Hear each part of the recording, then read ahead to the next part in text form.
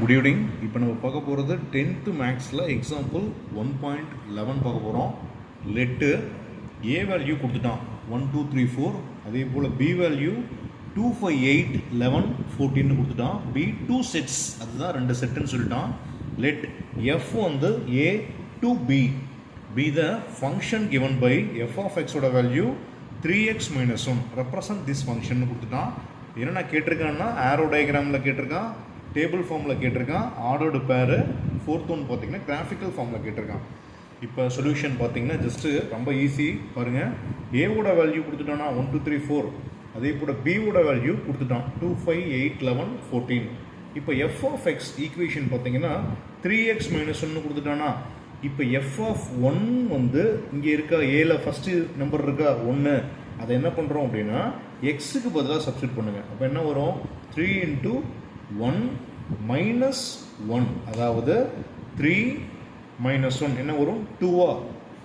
Next second பார்த்தீங்கன்னா 2 இருக்கா, அப்போ எஃப் ஆஃப் 2 = 3 × 2 - 1, அதாவது 6 - 1 என்ன வரும், 5. நெக்ஸ்ட்டு எஃப் ஆஃப் 3 பார்த்தீங்கன்னா 3 × எக்ஸுக்கு பதிலாக 3 - 1, அதாவது 3 3s are 9 - 1 8.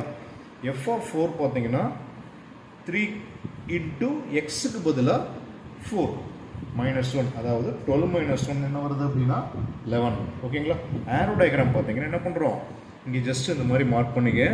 ஏ பி இந்த சர்க்கிள் மாதிரி ஒரு எலிப்ஸ் மாதிரி போட்டுக்கோ.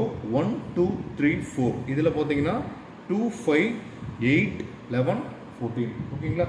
இப்போ அந்த ஃபஸ்ட்டு 1 பார்த்தீங்கன்னா 1 சப்ஸ்டியூட் பண்ணும்போது என்ன ஆன்சர் கிடைச்சிது, 2. அதே போல் 2 சப்ஸ்டியூட் பண்ணும்போது என்ன ஆன்சர் கிடைச்சிது, 5. 3 சப்ஸ்டியூட் பண்ணும்போது 8. 4 சப்ஸ்டியூட் பண்ணும்போது 11. அதை ஜஸ்ட்டு ட்ரா பண்ணிக்க. நெக்ஸ்ட்டு டேபிள் ஃபார்ம் பார்த்தீங்கன்னா கொடுத்துருக்கிறது 1, அதாவது எக்ஸ்னு போட்டுக்கோ, எஃப் ஆஃப் எக்ஸ்னு போட்டுக்கோ. 1 சப்ஸ்டியூட் பண்ணும்போது 2, 2 பண்ணும்போது 5, 3 பண்ணும்போது 8, 4 பண்ணும்போது 11. ஓகேங்களா. இப்போ ஆர்டர்டு பேர்னா என்ன பண்ணுறோம், ரெண்டையும் வந்து பேராக எழுதணும். 1, 2ன்னு எழுது. அடுத்தது 2, 5, 3, 8, 4, 11. ஓகேங்களா. நெக்ஸ்ட் கிராஃபிக்கல் ஃபார்ம் ஜஸ்ட் என்ன பண்ணுறோம், ஒரு கிராஃப் மாதிரி மார்க் பண்ணிக்க. இதில் பார்த்தீங்கன்னா இது எக்ஸ் ஆக்சிஸ், இது ஒய் ஆக்சிஸ், ரைட்டா. 1 2 3 4 நல்லா மார்க் பண்ணிக்க. பார்த்தீங்கன்னா 1, 2ன்னு கொடுத்துருக்கானா, இங்கே ப்ளஸ்ஸில் 1, அதே போல் ப்ளஸ்ஸில் 2 ஒய் ஆக்சிஸில், அதே போல் இங்கே 2, அதே போல் மேலே ஒய் ஆக்சிஸில் 5, அதே போல் 3 8 4 11. ஓகேங்களா. இது அப்படியே எல்லாத்தையும் பிளாட் பண்ணிக்க. எதுவும் கோடு போட தேவையில்லை, இப்படியே போட்டால் கூட போதும். அண்டர்ஸ்டாண்ட் ஆகுதா?